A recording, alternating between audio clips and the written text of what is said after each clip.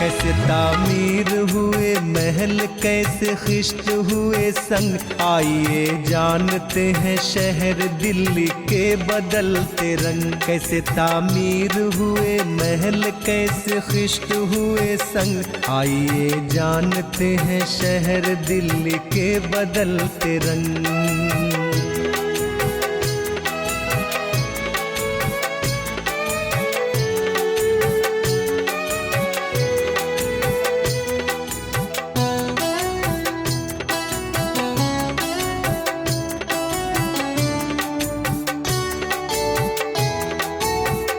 कुछ अपनी तारीखें और कुछ वजूद पर करे नजर, कहाँ से कौन है हम हर हुदूद पर करे नजर। वक्त के साथ साथ कैसे लड़ी वक्त ने है जंग, आइए जानते हैं शहर दिल्ली के बदलते रंग। कैसे तामीर हुए महल कैसे खिश्त हुए संग, आइए जानते हैं शहर दिल्ली के बदलते रंग।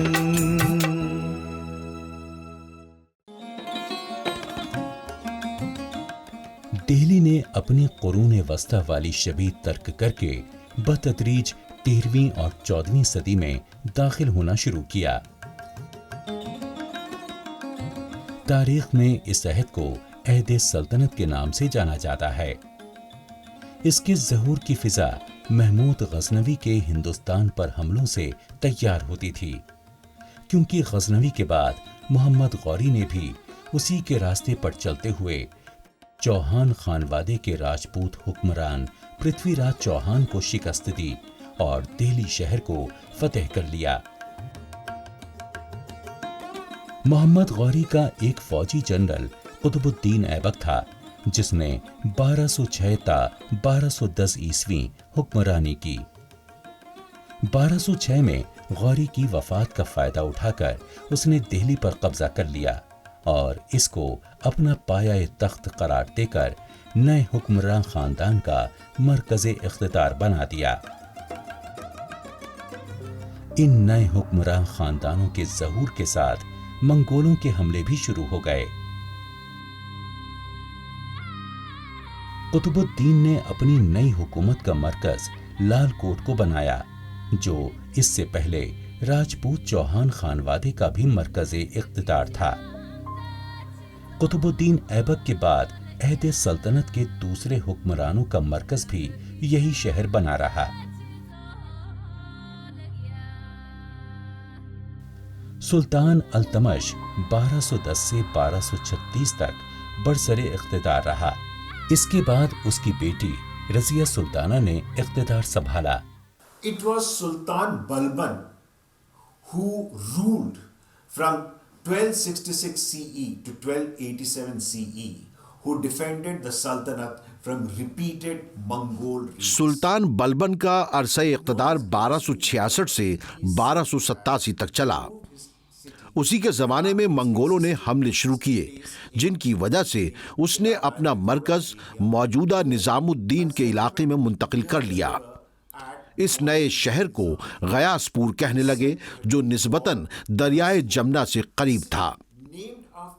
बलबन के जानशीन सुल्तान मुइज़ुद्दीन की क़बाद का अहद हुकूमत 1287 से 1290 तक चला, जो शहर को किलो गढ़ी ले गया, जो आज जनूबी दिल्ली का क़ल्ब है। की क़बाद ने जो सामाने तामीर इस्तेमाल किया, बाद में आने वाले हुक्मरां भी उसी को इस्तेमाल करते रहे और अपने अलग शहर बनाते रहे, जिसके बायस उस शहर के इस जमीन पर कोई आसार बाकी नहीं रह पाए। Successive rulers extensively used the stones and materials of this particular city to build their own. Hence, nothing remains today. सुल्तान मुइज़ुद्दीन कैक़ाबाद का तख्ता खुद उसी के जनरल सुल्तान जलालुद्दीन खिलजी ने उलट दिया और खिलजी खानदान की बुनियाद रखी। इसका ज़माने इक़्तिदार 1290 से 1296 को मुहित है। इसने किलूगढ़ी शहर पर कब्जा किया, मगर इसके जानशीन सुल्तान अलाउद्दीन खिलजी के ज़माने में, जिसकी हुकूमत 1296 से 1316 ईस्वी तक रही। जब मंगोलों के हमले बहुत ज्यादा बढ़ने लगे तो अस्करी नुक्ता नजर से इसने अपना महल और किला वहां से मुंतकिल करके सीरी के मुकाम पर एक नया शहर बनाया, जो जुनूबी दिल्ली में एक साफ मैदान में वाक़ था, जहां सल्तनत का बहुत बड़ा लश्कर तैनात किया गया था और जहां से दुश्मन की फौज काफी फासले से बआसानी नजर आ सकती थी। तुगलक खानदान ने खलीजों का इख्तिदार पलट दिया। तुगलक खानदान का पहला हुक्मरान सुल्तान गयासुद्दीन तुगलक था, जिसने 1320 से 1325 के दरमियान हुकूमत की। इसने अपना शाही किला लाल कोट के जुनूब मशरक में मुंतकिल कराया और यहाँ उसने तुगलकाबाद और आदिलाबाद के किले तामीर किए। बाद में उसके बेटे सुल्तान मोहम्मद बिन तुगलक ने इन दोनों किलों को यकजा कर दिया। इसका ज़माना हुकूमत 1325 से 1351 तक मुहित है। इसने जहां पनाह के नाम से मशहूर एक और फसील तामीर करवाई थी, जो दिल्ली के तमाम साबिक शहरों का इहाता करती थी। मकसद ये था कि शहर के बाशिंदों की हिफाजत मंगोल हमलावरों से की जाए। जब मंगोलों की ताकत का खतरा जाता रहा तो मोहम्मद बिन तुगलक के जानशीन सुल्तान फिरोज शाह तुगलक, जिसका इक़्तिदार 1351 से 1388 के अरसे पर मुहित है, ने एक बार फिर अपना दारुल हुकूमत शुमाल की तरफ मुंतकिल कर लिया, जहां एक नए शहर के मनाजिर दिखाई देने लगे। मौजूदा बहादुर शाह जफर मार्ग ही वो मकाम है जहां उसने फिरोज शाह कोटला नाम से एक शहर बनाया था। नए नए शहर बनाकर ये सलातीन अपनी कुव्वते फैसला को इदारा जाती बना देते थे। पुराना शहर यूं ही छोड़ दिया जाता और अपने शहरी तसव्वुरात के मुताबिक नए शहर आबाद कर दिए जाते। नए नए शाही महलात और किलों की तामीर से सुल्तान की शख्सियत न सिर्फ अमायत शहर बल्कि आम लोगों की नजरों में भी इख्तिदार का मरकज और नए शहरी शख्स का फोकस बनी रहती थी। ऐसा शहरी शख्स खल्क करना इसलिए नागुज़ीर ठहरा कि 13वीं और 14वीं सदियों के बाशिंदगानी शहर मकानी और समाजी दोनों बुनियादों पर हरकत पजीर वाक़े हुए थे। जब हम दिल्ली का फैलाव देखते हैं और कुरूने वुस्ता दौर में दिल्ली में मुसलसल नए शहरों की तरक्की और फैलाव देखते हैं, तो इसके पीछे हमारी एक तारीखदां के तौर पर समझ ये भी है कि सुल्तानों की कोशिश हमेशा से यही रही कि दिल्ली में उस जगह अपनी सल्तनत या महल कायम किया जाए जो जोग्राफियाई, फौजी, सियासी और इक्तिसादी तौर पर न सिर्फ उसकी कुव्वत में इजाफा कर सके बल्कि वहां से वो अवाम पर हुकूमत कर सके। वैसे भी दिल्ली को राजधानी इसलिए बनाया गया था क्योंकि फौजी और जोग्राफियाई लिहाज से यहीं से शुमाली भारत पर काबू पाया जा सकता था। दिल्ली में मुसलसल नए शहरों का कयाम होता रहा, चाहे हम 13वीं सदी में देखें या 14वीं सदी में, और आगे चलकर 17वीं सदी में मुगल हुक्मरान शाहजहां ने आगरा से वापस आकर दिल्ली में अपनी राजधानी को बसाया था। इसी वजह से हम ये समझते हैं एक तारीखदां के नज़रिए से कि दिल्ली की खुसूसियत न सिर्फ सियासी नज़रिए से रही बल्कि जोग्राफिया, फौजी, माली और दीगर वजूहात से दिल्ली को राजधानी मुंतखब किया गया था। दिल्ली या अरबी दहली या फारसी की दिल्ली 13वीं सदी में हिंदुस्तान के दारुल मुल्क की सदर मकाम बनी। इसका हवाला ममलकत हिंद की राजधानी या हिंदुस्तान के ममालिक महरूसा के दारुल हुकूमत के तौर पर मिलता है। नेज़ इसे सारे हिंदुस्तान के दारुल हुकूमत के नाम से भी याद किया जाता है।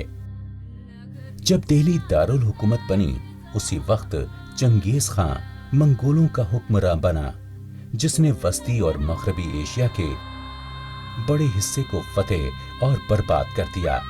चंगेज खान की फतूहात का सबसे अलमनाक पहलू दुश्मन फौज के साथ आम लोगों का कत्ले आम था, जिसमें बच्चों की खून रेजी भी शामिल थी। اس کا نفسیاتی طریقہ جنگ جس سے دشمن کو خوف زدہ کرنا مقصود ہوتا تھا، مگر اس طریقے سے چنگیز خان نے لاکھوں لوگوں کو ذبح کر دیا اور یہ پیغام دیا کہ جو بھی اس کے مقابل آئے گا اسے ایک خوفناک انجام سے دوچار ہونا پڑے گا۔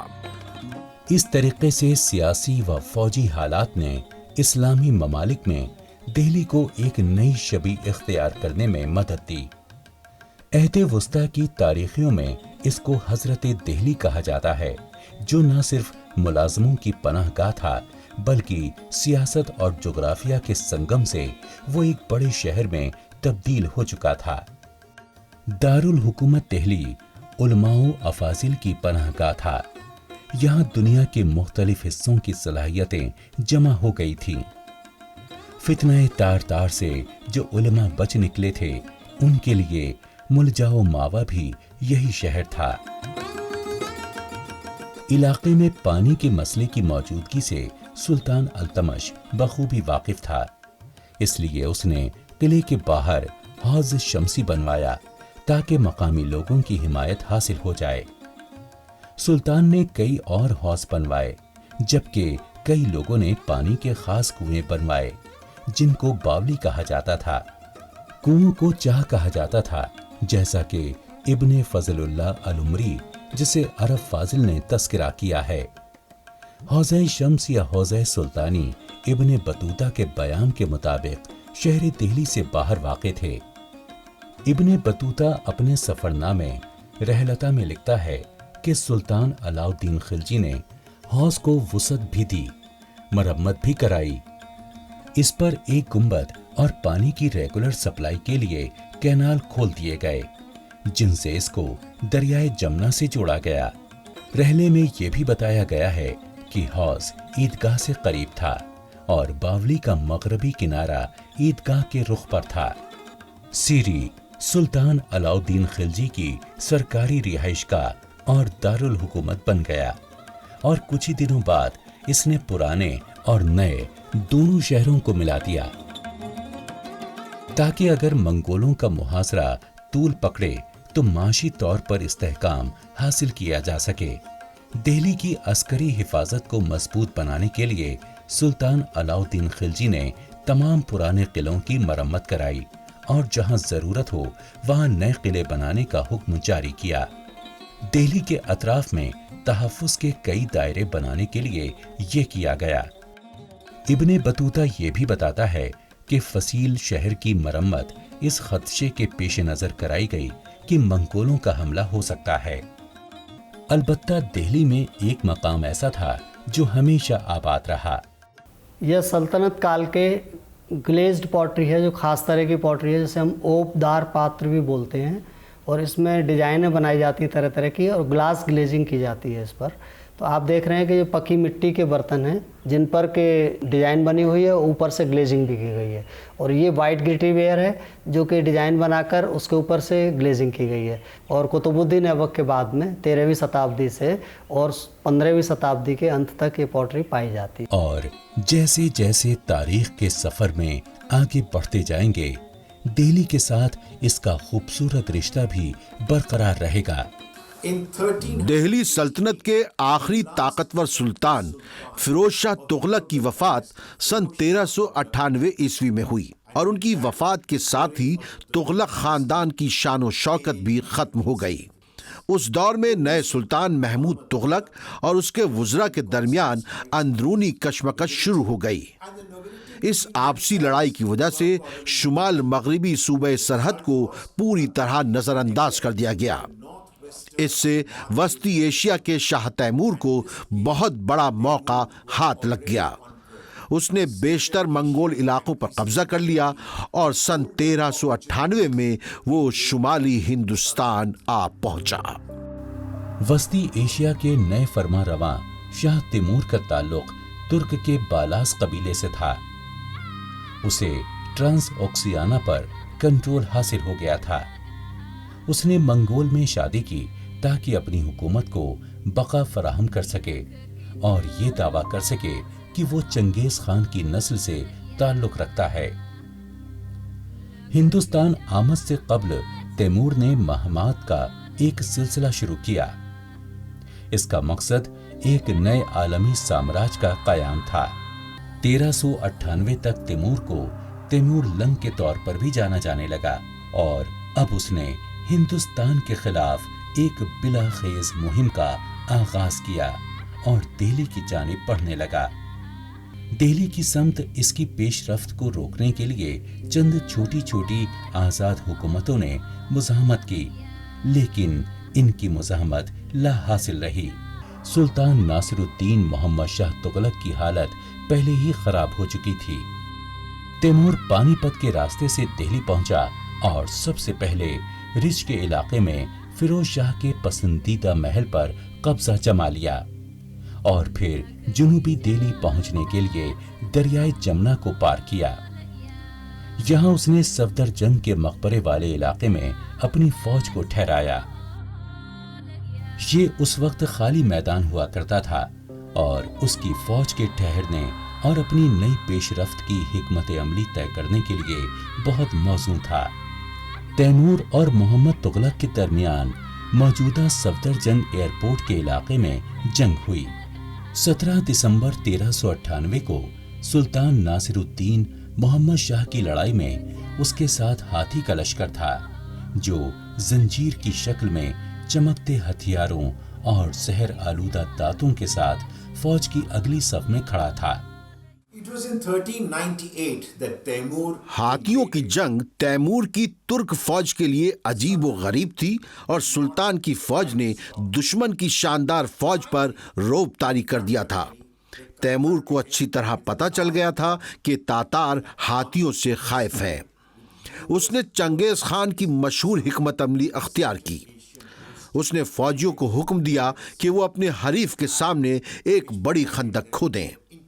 اس کے بعد تیمور نے اپنے اونٹوں پر جتنی لکڑی وہ لاد سکتے تھے لاد دی۔ جب ہاتھیوں کی گھمسان کی لڑائی شروع ہو گئی تب تیمور نے لکڑیوں میں آگ لگوا دی اور اونٹوں کو لوہے کے چھڑوں سے ہانکنا شروع کر دیا جس سے وہ تکلیف سے بھڑک اٹھے۔ تیمور کو پتا تھا کہ ہاتھی آسانی سے بھڑک سکتے ہیں۔ اپنے لیے نامانوس اونٹوں کو پیٹھ پر بھڑکتی ہوئی آگ کے ساتھ اپنی جانب آتا دیکھ ہاتھیوں میں افراتفری پھیل گئی۔ وہ پیچھے کی طرف بھاگے جس کی وجہ سے اپنی ہی فوج کی تباہی کا سامان کر بیٹھے۔ تیمور نے تغلق کی فوج میں انتشار پھیلا دیا اور اس انتشار کا فائدہ اٹھا کر آسانی سے فتح حاصل کر لی۔ دہلی سلطنت پر قبضہ تیمور کی عظیم فتوحات میں سے ایک عظیم فتح تھی، کیونکہ اس نے اپنے وقت کے امیر ترین شہروں میں سے ایک پر قبضہ کر لیا تھا۔ ہندوستان کے بیشتر فرما روا جنگ کے نئے طریقوں کو اختیار کرنے میں دلچسپی نہیں رکھتے تھے۔ ہندوستانی ابھی تک فوج کو تیار کرنے کے قدیم طریقے پر ہی عمل پیرا تھے۔ سقوط دہلی کے بعد تیمور کی فوج کی صفاقانہ سرگرمیوں نے دہلی کے شہریوں کو ترک منگولوں کے خلاف بغاوت پر آمادہ کر دیا، جس کے جواب میں تیمور کی فوجوں نے جم کر خونریزی کی اور دہلی کی بیشتر آبادی تہہ تیغ کر دی گئی۔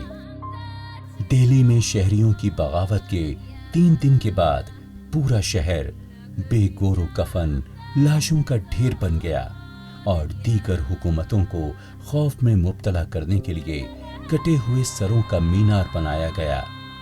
لیکن ان ساری سرگرمیوں کا تیمور پر کوئی اثر نہیں پڑا۔ اس نے تصور سے زیادہ خزانہ جمع کیا اور بہت سے لوگوں کو غلام بنا لیا۔ دہلی تیمور کے حملے کے بعد بہت حد تک کمزور ہو چکی تھی اور اس کا اثر ہر جگہ نظر آ رہا تھا۔ لوگوں میں خوف پھیلا ہوا تھا جو عمرہ، تاجروں اور دولت مند بیاپاریوں کو دیگر خطوں سے دہلی آنے سے روک رہا تھا۔ یہ بھی واضح نہیں ہے کہ سید کون تھے، وہ اغوان تھے یا تغلق فوج کے مقامی کمانڈر جو تیمور کی فوج کے قتل عام اور قیدی بنائے جانے سے بچ گئے تھے۔ چونکہ ایک خلا تھا اس لیے تغلق کے بعد سیدوں کو حکومت بنانے کا موقع مل گیا تھا۔ 16ویں صدی سے لے کر 18वीं सदी तक मुगल सल्तनत में शहरकारी का सुनहरा दौर समझा जाता है। खास तौर से शिमाली और वस्ता हिंदुस्तान बशमूल दिल्ली में। दिल्ली शहरकारी का मरकज रही और तेजी से तरक्की की जानिब गामजन होती गई। मुगल दौरे हुकूमत को शहरी तरक्की का दौर कहा जाता है और इस तरक्की के कई असबाब थे। दौलत व कुव्वत और दूसरे असबाब जिसने शहरकारी की तरफ मुगल हुकूमत को तेजी से गामजन किया। इसमें मुगलों की अपनी नफासत का भी बड़ा अहम रोल रहा है।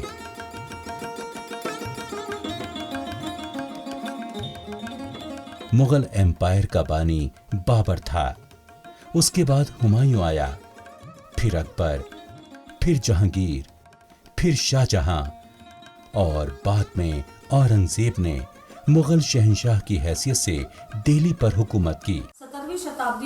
17वीं सदी में जब मुगल बादशाह शाहजहां ने दिल्ली को राजधानी में बदला, तब उसका मकसद न सिर्फ अपनी कुव्वत का इजहार करना था, बल्कि पूरे शुमाली भारत और पूरे शुमाल मगरिब सरहदी सूबों पर अपना सख्त काबू बनाए रखना था, जो सिर्फ दिल्ली से ही मुमकिन हो सकता है। लेकिन उस वक्त हमको इमारतों का एक नया सियासी फन तामीर देखने को मिलता है, जिसे हम दो इमारतों से समझा सकते हैं, जामा मस्जिद और किला मुबारक। किला मुबारक से मेरा मकसद लाल किले से है। अगर आप किला मुबारक को देखते हैं तो ये मशरिक सिमत में है और जामा मस्जिद मगरिबी सिमत में है। भारत में इस्लाम मजहब के लिए मगरिबी सिमत मुकद्दस मानी जाती है और इसमें होने वाली कुरान की आयतों के जरिए जो शुआ पड़ती है वो किला मुबारक पर पड़ती है और इसी वजह से इसे किला मुबारक कहा गया। और किला मुबारक मशरिक सिमत में है, जहाँ से सूरज तुलू होता है। मुगलों की तामीर करदा अजीम शान इमारतें आज भी मुगल हुक्मरानों की अजमत और जाहो जलाल की जीती जागती अलामत है। मुगल दौर में इमारती सरगर्मियों ने एक मरबूत सनत की शक्ल इख्तियार कर ली थी। इस सनत ने मुगल फने तामीर को रिवायती तर्ज तामीर और जदीद तर्ज तामीर दोनों से मरबूत कर दिया था। इस अमल में उन्होंने कई ऐसी चीजें तामीर की जिनके जरिए जदीद और जाजिब नजर डिजाइन सामने आया, खास तौर से पेट्रा ड्यूरा और स्टूको वर्क्स। मुगलों की तामीर करदा इमारतों की खूबसूरती फितरी माहौलियात और बागात और नहरों की वजह से और भी दोबाला हो गई।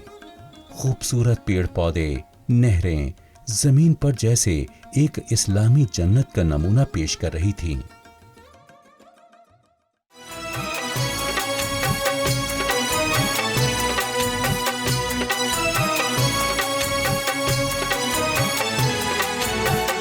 कैसे तामीर हुए महल, कैसे खिश्त हुए संग, आइए जानते हैं शहर दिल्ली के बदलते रंग। कैसे तामीर हुए महल, कैसे खिश्त हुए संग, आइए जानते हैं शहर दिल्ली के बदलते रंग।